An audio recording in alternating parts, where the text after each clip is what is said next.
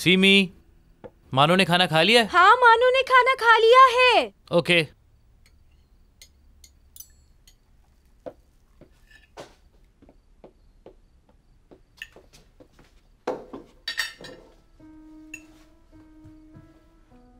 Semi. हाँ।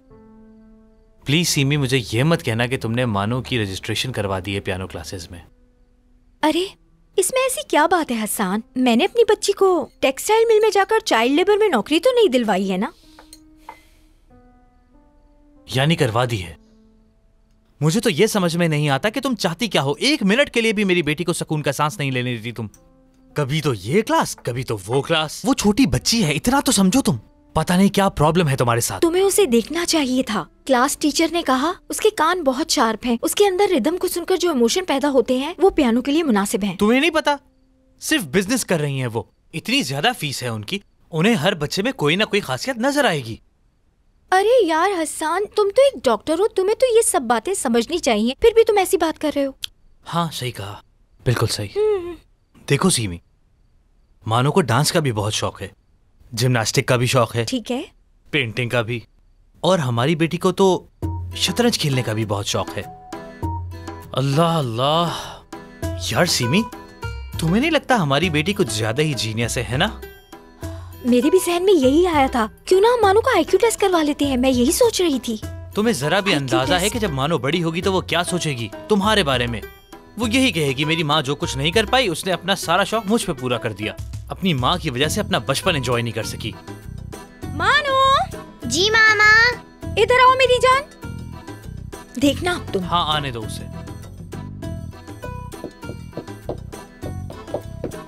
बेटा, आप अपने बाबा को बताओ पियानो कोर्स आप अपनी खुशी से कर रही हो ना? जी मामा, ऐसा ही है। बेटा डरो नहीं, सच बताओ मुझे, तुम्हारी अम्मी जितने कोर्सेज करा रही हैं उनमें से तुम्हें कौन सा पसंद है? बताओ बेटा, ताकि तुम्हारे बाबा भी सुन लें। मैं नहीं चाहती मैं कोई ऐसी बात कहूँ कि जिसे सुनकर मेरी मामा का दिल दुखे, लेकिन जहाँ तक मेरी बात है मुझे डांस पसंद है और मुझे सिर्फ डांस क्लास में ही मजा आता है। हाँ बेटा, तो तुमने मुझे ये बात पहले क्यों नहीं बताई? बताओ मुझे बेटा। मैंने आपको बताया था, आपने इग्नोर कर दिया था, लेकिन अब तो आप मुझे ये कोर्स नहीं करवाएंगी ना मामा? बिल्कुल नहीं जाना पड़ेगा मेरी जान, वीकेंड पे एंजॉय करेंगे हम। कल मेरा फुटबॉल मैच है और तुम मेरे साथ चलना। याहू! कितनी खुश हो रही है। तुम दोनों ऐसा करो, देखने के बजाय मिलकर खेल लो। क्यों हसन, ये ठीक रहेगा ना? मामा आप सच कह रही हैं? क्या हम खेल सकते हैं? हाँ बेटा, क्यों नहीं। तुम खेल सकती हो बेटा, बिल्कुल खेल सकती हो।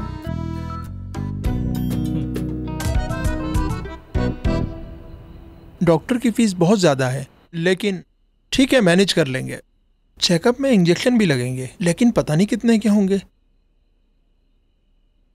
हम कब रिलैक्स होंगे यार? अंदाजन टोटल खर्चा कितना होगा नजीब? टोटल तो मैं कर लूं, लेकिन कोई फायदा नहीं।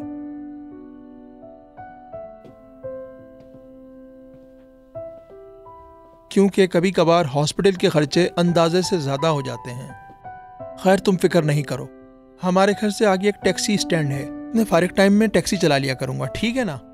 इस तरह अच्छे पैसे बन जाएंगे। वो तो है, लेकिन नजीब तुम अपनी टैक्सी भी तो नहीं खरीद सकते।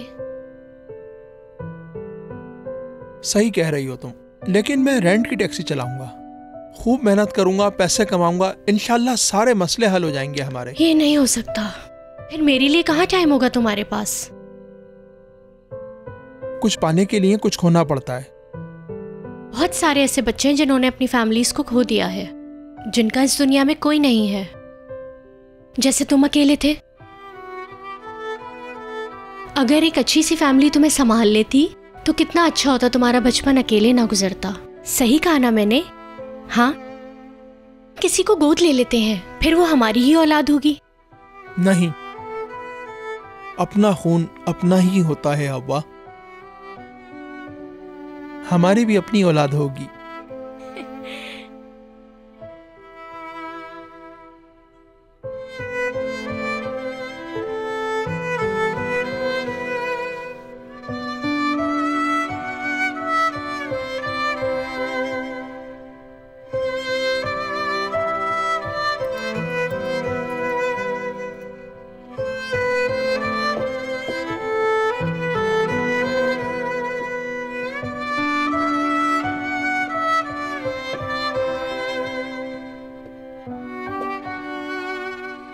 आ सकती हूँ मैं? आइए अम्मी जान, कोई काम था तो मुझे बुला लेती।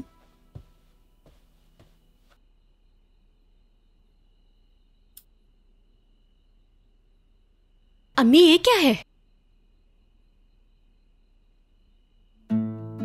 ये तुम्हारे अस्पताल के खर्चे के लिए है।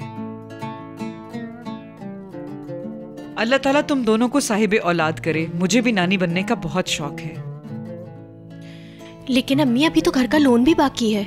नहीं, वो पैसे तो पड़े हैं मेरे पास पहले से ही। कल पहली फुर्सत में मैं बैंक जाकर जमा करवा दूंगी उन्हें।